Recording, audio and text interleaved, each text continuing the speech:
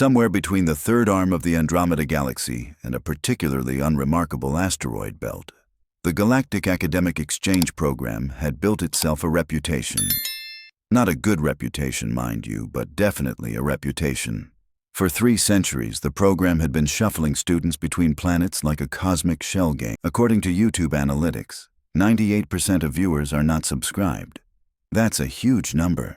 By subscribing the channel that is completely free, you'll help support the channel and never miss fresh content.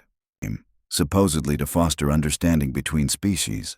What it actually fostered was a thriving black market for species-specific antacids and a dozen new anxiety disorders previously unknown to medical science. Velthros 9 hosted one of the program's crown jewels, the Institute of Xenobiological Studies. The university sprawled across a continent, its crystalline towers catching the light from 3 suns in ways that either inspired profound philosophical thoughts or triggered migraines, depending on your species' ocular setup. Thousands of beings from hundreds of worlds gathered here to study the bewildering variety of life forms the universe had somehow decided to generate, apparently just to see what would stick. The Institute prided itself on accepting students from what they politely termed emerging spacefaring civilizations. Less polite circles called them those weirdos who just figured out which end of the rocket goes down. Humanity fell squarely into this category, having stumbled into the galactic community roughly 40 years prior with all the grace of a drunk uncle at a wedding. Which brought us to the human in question, currently slouched in the back row of Lecture Hall 7 Alpha, looking remarkably unbothered by the fact that they were the only representative of their entire species for 6 parsecs in any direction, while other students had arrived in clusters, creating little ethnic enclaves of familiar biology. Earth had sent precisely 1 scholarship recipient. Budget constraints, they'd said. Cultural exchange opportunity, they'd said. Character building, they definitely said, probably while trying not to laugh. The human had adapted to university life with the kind of resigned determination usually reserved for prisoners of war or tax accountants. They'd learned which cafeteria synthesizers could approximate edible human food, which professors would accept assignments in languages other than the standard galactic common, and which bathrooms had facilities compatible with bilateral symmetry and standard human waste disposal needs. Small victories. Lecture Hall 7 Alpha was designed in the Velthrosian aesthetic tradition, which meant it looked like someone had asked a mathematician to describe a theater while having a nervous breakdown. Seating arrangements spiraled around a central demonstration pit in ways that should have been geometrically impossible but somehow worked anyway, probably out of spite. The walls displayed a soft bioluminescence that supposedly promoted optimal learning conditions, though it mainly promoted optimal napping conditions for anyone with eyelids. Today's class was Practical Xenobiology 401, Behavioral Analysis of Apex Predators. The course title alone had caused 3 species to drop out during registration. The remaining students represented the galaxy's more confident life forms, beings who believed themselves adequately prepared to study creatures at the top of their respective food chains. This confidence would shortly be tested in ways the curriculum hadn't quite specified. Professor Krelnak, a Velthrosian with too many limbs and not enough patience, stood at the center of the demonstration pit. Their translator implant rendered their clicking speech pattern into something approximating enthusiasm, though the actual emotion probably fell somewhere between mild interest and existential dread. They had been teaching this course for 60 years. Which in Velthrosian terms meant they'd seen everything at least twice and been impressed by none of it. The professor's 3 teaching assistants bustled around the pit's perimeter, making final preparations for the day's practical exercise. They wore protective gear that looked excessive until you remembered they were about to handle juvenile apex predators from 6 different worlds, at which point the gear started looking insufficient. Students filled the spiral seating, a rainbow of biological diversity that would have made evolutionary biologists weep with joy or confusion. Crystalline Jathari refracted light in their corner, creating small rainbows. Methane-breathing Kolvacs occupied a sealed environmental section, their toxic atmosphere contained behind force fields. A cluster of insectoid vrexillet chittered among themselves in supersonic frequencies that most species couldn't hear, and the human had learned to ignore. Hundreds of beings, all theoretically intelligent, all theoretically prepared for today's lesson. The human sat alone, as usual. Not through active ostracism exactly, but more through a collective uncertainty about how to interact with a species nobody really understood. Humanity's first contact had involved a cargo ship, a misunderstood docking procedure, and a diplomatic incident that was still classified on 4 worlds. The subsequent cultural exchange had revealed humans to be baffling, contradictory, and unnervingly comfortable with things that should have triggered proper survival instincts. Professor Krelnak cleared their throat, which through the translator came out as a sound like gravel falling downstairs. The lecture hall quieted, various species settling into their preferred attention postures. This took longer than expected because the Morphelians needed to synchronize their hive consciousness, and they were always running behind. Today's exercise, the professor announced, their tone suggesting this would be character building in the worst possible way, involves direct observation of juvenile apex predators. You will not be interacting with these specimens. You will not be feeding these specimens. You will absolutely not be attempting to pet these specimens. No matter how much the Terran entertainment files you've been illegally streaming suggest this is appropriate behavior. The human looked up at that last comment. Several other students pretended they definitely hadn't been watching Earth's nature documentaries with the kind of horrified fascination usually reserved for natural disasters. The teaching assistants opened 6 containment units simultaneously. What emerged would later be described in incident reports as inadvisable, potentially catastrophic, and definitely against at least 40 safety protocols. 6 juvenile predators, each from a different world, each representing the apex of their planetary food chain, were released into a lecture hall full of what their instincts probably registered as either threats or snacks. From the first container came a creature resembling what might happen if a panther had been designed by a committee that couldn't agree on how many legs were appropriate. It settled on 6, arranged in a configuration that allowed for disturbing bursts of speed. Midnight black fur covered corded muscle, and its eyes gleamed with the kind of intelligence that suggested it was already planning something inadvisable. The second predator looked like evolution had gotten drunk and decided to see what happened if you gave a lizard delusions of grandeur. Scales rippled with chromatophore displays, shifting colors in patterns that either indicated mood or were trying to hypnotize prey. Probably both. Definitely both. Container 3 released something mammalian, roughly equivalent to a bear if bears had decided to specialize in nightmare fuel. It stood on 4 legs that looked powerful enough to crush stone, and its roar sent vibrations through the lecture hall that made several species' internal organs do uncomfortable things. The 4th specimen resembled a wolf, if wolves had evolved on a planet with higher gravity and lower tolerance for weakness. Its muscles moved under silver-gray fur with mechanical precision, and its teeth looked like they'd been sharpened by professionals. Geologists, probably. From the 5th container emerged an avian predator, all talons and terrible grace. Its wingspan suggested it could carry off prey twice its size, and its screech carried harmonics in frequencies that translated roughly to, "Everything here is food if I'm creative enough." The final predator defied easy classification, being something like a fusion of feline grace and reptilian patience. It moved with liquid smoothness, each step calculated, eyes tracking every movement in the hall with disturbing focus.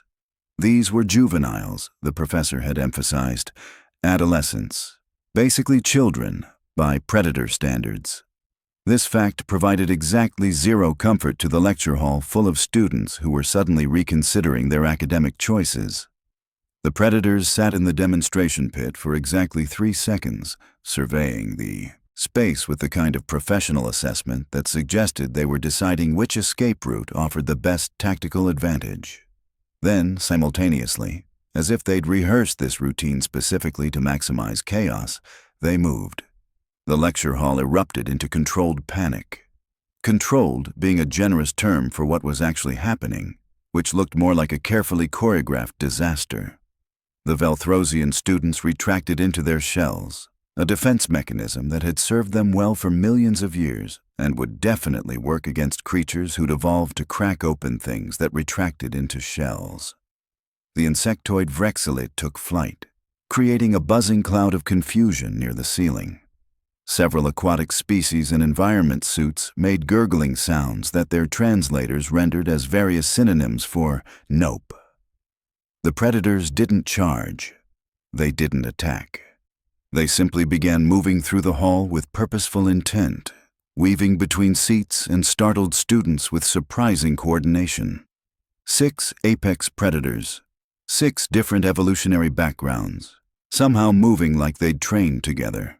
And they were all heading in the same direction, toward the back row, toward the human who had not moved, had not panicked, and was currently sitting very still with an expression that suggested they were running probability calculations and not particularly liking the results. The Jathari student 3 rows down made a sound like wind chimes having an anxiety attack. Their crystalline structure refracted panic in 17 different colors, creating a light show that would have been beautiful if it wasn't accompanying what everyone assumed were their final moments. The methane breathers sealed their environmental suits tighter, because apparently suffocation was preferable to whatever was about to happen. Professor Krelnak stood frozen in the demonstration pit, all 6 of their limbs locked in positions that suggested their fight-or-flight response had chosen a secret third option: complete system shutdown. The teaching assistants were frantically consulting their data pads, presumably looking for the section of the safety manual that covered what to do when your carefully planned exercise immediately becomes a catastrophic liability lawsuit. The 6-legged panther thing reached the human first. It moved with the kind of fluid grace that nature magazines love to capture in slow motion, usually right before something smaller and slower regretted its life choices. Its muscles rippled under midnight fur as it approached, nostrils flaring, taking in the human scent with the intensity of a sommelier evaluating a particularly confusing vintage. The human remained motionless, not the frozen stillness of prey, but something else, something calm, something that made the surrounding students wonder if perhaps the Terran had suffered a catastrophic neural event and simply hadn't noticed yet. The predator cub sat down, right there, directly in front of the human seat. Its tail, which had been lashing with what experts would call predatory intent, slowed to a gentle swish.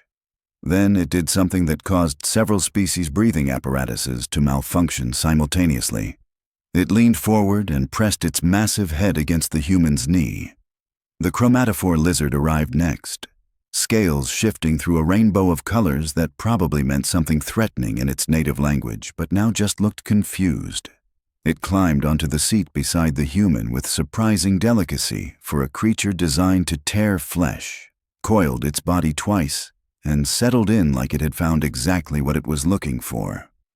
The bear thing lumbered up the aisle, each footfall making the floor shudder in ways the architects definitely hadn't planned for. Students scattered, which was the intelligent response. The predator ignored them entirely, its attention fixed on the human with laser focus. It reached the back row, sniffed the air once, and then did something that would later require 3 separate academic panels to explain.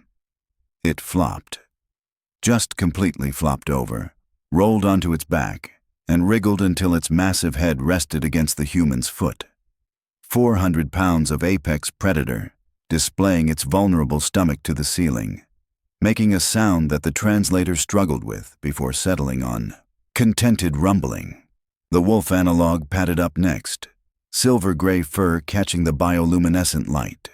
It assessed the seating situation with visible calculation, determined that the available space was insufficient, and solved this problem by simply climbing into the human's lap. All 80 pounds of muscle and fang, settling in like this was perfectly normal, like humans were furniture specifically designed for predator comfort. The avian predator landed on the human's shoulder with enough force that several students winced in sympathy. Talons that could punch through armor plating gripped fabric with surprising gentleness. It tucked its wings, ruffled its feathers once, and went still. The final predator, the feline-reptilian hybrid, surveyed the situation and apparently decided that personal space was a suggestion rather than a rule. It draped itself across the human's other shoulder in the back of their seat, forming a living scarf of scales and fur and probable danger. The human, now thoroughly buried under apex predators from 6 different worlds, sighed. It was a long-suffering sigh, the kind usually reserved for people dealing with minor inconveniences rather than situations that should logically result in immediate death. They shifted slightly, adjusting their position to better accommodate the weight distribution, and settled back in their seat. One by one, the predator cubs closed their eyes. The 6-legged panther's purring joined the bear thing's rumbling, creating a harmonic that vibrated through the lecture hall. The wolf creature tucked its snout under its paws. The chromatophore lizard's colors faded to a soft, sleepy blue-green. The avian predator's head drooped, tucking under one wing.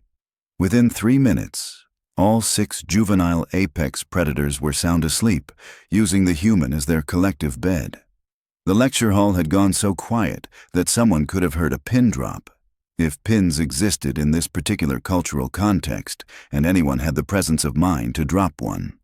Professor Krelnak's translator had apparently given up entirely, rendering their clicking as a series of question marks and error messages. A teaching assistant dropped their datapad. It clattered against the floor with a sound like the universe's worst drum roll. The human looked up, made eye contact with the professor, and shrugged. The gesture translated poorly across species, but the meaning was clear enough. So, the shrug said, "What now?" Professor Krelnak's recovery took approximately 40 seconds, which was impressive considering their entire understanding of predator behavior had just been drop-kicked into a theoretical black hole. They began gesturing frantically at the teaching assistants, who responded with the kind of synchronized confusion that suggested their emergency training had not covered predators napping on students. The first teaching assistant activated their communicator with trembling appendages. Within minutes, the lecture hall's observation screens flickered to life, displaying the faces of hastily contacted experts from across the galaxy. A Morphelian behavioral specialist materialized first, their hive consciousness struggling to process the visual data being transmitted. They conferred with themselves for several seconds before admitting they had no idea what they were looking at. A Colvax xenobiologist appeared next, their methane-filled environment suit fogging slightly as they leaned closer to their screen. They ran calculations, consulted databases, and finally suggested that perhaps the predators were exhibiting pre-consumption bonding behavior. Several students in the lecture hall made distressed noises. The human rolled their eyes, which apparently translated universally, because the Colvax quickly amended their theory to, probably not that. The Vrexelit swarm expert proposed pheromone manipulation. The Jathari crystallographer suggested frequency resonance. A visiting professor from the Andromeda sector theorized about quantum entanglement of consciousness, which earned them several skeptical looks and a polite request to maybe focus on non-ridiculous explanations. Nobody had a credible answer. 6 different apex predators from 6 entirely different evolutionary trees had simultaneously decided that the human represented optimal sleeping arrangements. This should have been impossible.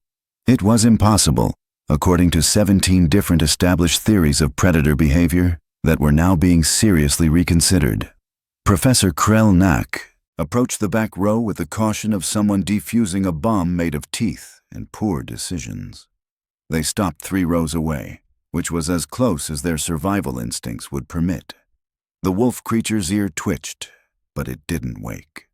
The bear thing's rumbling continued uninterrupted, a bass note that made the air vibrate.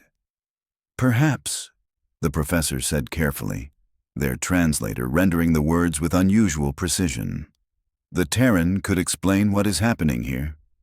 The human shifted slightly, trying not to disturb the 6-legged panther whose head had grown heavier with sleep. They looked down at the collection of apex predators, currently using them as furniture, then back at the professor with an expression of someone explaining something incredibly obvious to someone being incredibly dense. "They're babies," the human said simply. The lecture hall waited for elaboration. None came. "Yes," Professor Krelnak said slowly, "but they are apex predator babies, juvenile hunters, beings designed by evolution to eventually dominate their respective food chains. They should not be." They gestured helplessly at the scene. "Cuddling." The human made a sound somewhere between a laugh and a sigh. "On Earth, we domesticated wolves 30,000 years ago. We brought apex predators into our homes and selectively bred them until they fit in handbags. We've got people who keep tigers as pets. There are humans who wrestle alligators for entertainment. We feed bears in national parks despite every safety regulation saying not to. One guy tried to live with grizzlies and made it years before things went predictably wrong." Several translators stuttered, attempting to process concepts that violated basic survival logic. The Morphellian experts split into two temporary sub-minds just to argue with themselves about whether this information could possibly be accurate. "You live with predators?" a Jathari student asked, their crystalline structure refracting what might have been horror or fascination. "Possibly both. Most households have at least one," the human confirmed. "Dogs, cats, sometimes both. My family had 3 dogs and a cat that regularly brought home things it had murdered. We called her Princess Fluffykins." The avian predator on the human's shoulder chirped softly in its sleep, a sound that should have been threatening but now just seemed content. Its talons flexed gently against fabric, the same motion a satisfied earth cat might make. "The point is," the human continued, scratching gently behind the wolf creature's ears, which made its back leg twitch in apparent pleasure, "young predators are still just young animals. They want warmth, safety, comfort. Same as anything else." A teaching assistant finally managed to locate the relevant section in their database, pulling up Earth's domestication history. Their expression, translated across species barriers, suggested they'd just opened a file labeled "Reasons Why Humans Are Terrifying," and found it was several volumes longer than expected. The list included animals that could kill adult humans, animals that regularly did kill adult humans, and animals that humans had decided to befriend anyway because apparently death was more of a suggestion than a deterrent. Professor Krelnak stared at the peacefully sleeping predators, then at the human, then at their datapad displaying Earth's wildlife statistics. Their translator rendered their next sound as something between bewilderment and existential crisis. "Your planet," they said finally, "is a death world." The human shrugged again, a gesture they seemed fond of. "I mean technically, but everywhere's dangerous if you're not careful." The chromatophore lizard shifted in its sleep, scales rippling through dream colors. Its tail wrapped more securely around the human's arm, the same way Earth's reptiles sought heat sources. "Universal behaviors," the human had said. Maybe they were right. Maybe that was somehow more disturbing than being wrong. The predators slept for another 47 minutes. Nobody left, partly because the lecture was technically still in session, mostly because watching a human serve as a multi-species predator bed was the kind of thing beings would talk about for years. Students took notes, though whether for academic purposes or personal survival documentation remained unclear. When the cubs finally woke, they did so with the synchronized timing of creatures who'd somehow coordinated their nap schedules. The 6-legged panther stretched, yawned wide enough to display teeth designed for ending arguments permanently, and then very gently head-butted the human's hand. The gesture was unmistakable across species. Affection, request for attention, the universal language of creatures who decided someone was acceptable. One by one, the predators extracted themselves from their sleeping arrangements. The wolf creature hopped down from the human's lap with surprising grace. The bear thing rolled over, stood, and made a sound the translator rendered as satisfied grunt. The avian predator launched from the human's shoulder, circled once, and landed back in the demonstration pit. The others followed, padding and slithering and walking back to their containment units with the relaxed posture of animals who just had excellent naps. The teaching assistants sealed the containers with hands that still shook slightly. Professor Krelnak stood motionless, their multiple limbs arranged in what was probably their species' version of stunned disbelief. They'd taught this course for 60 years. They'd seen predators display aggression, fear, territorial behavior, hunting instincts. They had never, not once, seen 6 apex predators from different worlds collectively decide a student was an acceptable pillow. The human stretched, working out the stiffness that came from sitting motionless under several hundred pounds of sleeping predators. They gathered their belongings with the casual air of someone whose afternoon had gone exactly as expected, which was perhaps the most disturbing part of the entire incident. By the next morning, 3 separate committees had been formed. The first was investigating whether the practical exercise had violated safety protocols, which it absolutely had, in ways that were still being cataloged. The second was studying the footage from every angle, trying to determine what about the human had triggered such unusual behavior. The third was quietly updating humanity's threat assessment rating in the Galactic database. Earth's classification shifted overnight. Emerging spacefaring civilization got additional footnotes. Death world origin was upgraded from hypothesis to confirmed fact, with supporting documentation that included predator domestication history, extreme sports statistics, and a particularly alarming file about something called alligator wrestling that several researchers refused to believe was recreational. The human social standing at the university underwent a similar transformation. Students who'd previously avoided interaction now maintained a careful, respectful distance. Not hostile, but wary. The kind of wariness reserved for beings who demonstrated capabilities nobody had quite understood before. The Jathari started nodding in greeting when passing in hallways. The Vrexilid swarm stopped buzzing quite so loudly in their presence. Even the Kolvax, who considered most species beneath notice, offered what their culture considered acknowledgement. Professor Krelnak revised the practical exercise curriculum. Future sessions would involve holographic predators, observed from behind reinforced barriers, with approximately 47 new safety protocols. The incident report filled 16 pages, not counting appendices. The conclusion recommended increased screening for Death World species and mandatory disclosure of any species that had domesticated, befriended, or unnecessarily provoked apex predators for entertainment purposes. The Galactic Academic Exchange Program updated their application materials. The section on humanity now included warnings, disclaimers, and a lengthy footnote about biological compatibility with creatures that should logically be threats. Enrollment applications from Earth tripled within the semester because apparently humans saw warning may attract dangerous predators as a challenge rather than a deterrent. 3 weeks later, the human sat in the same lecture hall, same back row seat, for another practical session.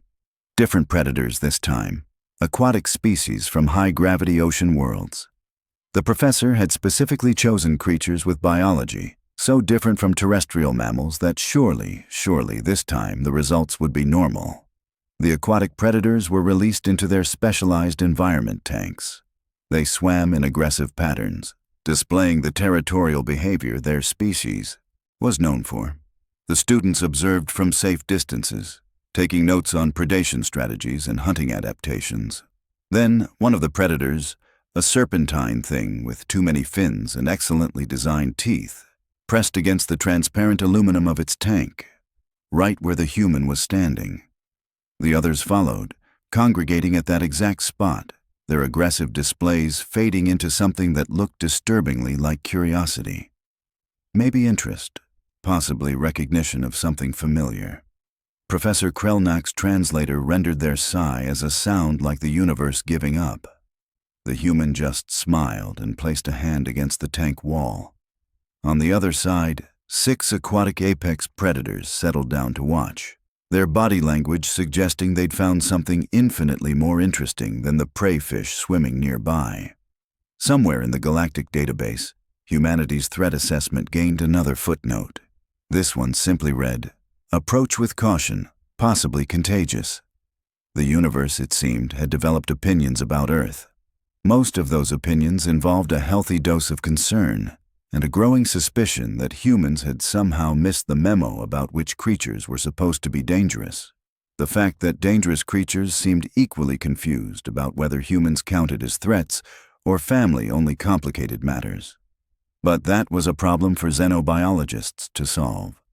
The human had a lecture to attend, predators to apparently befriend through no conscious effort, and another day of making the galaxy question its understanding of how apex predators were supposed to work.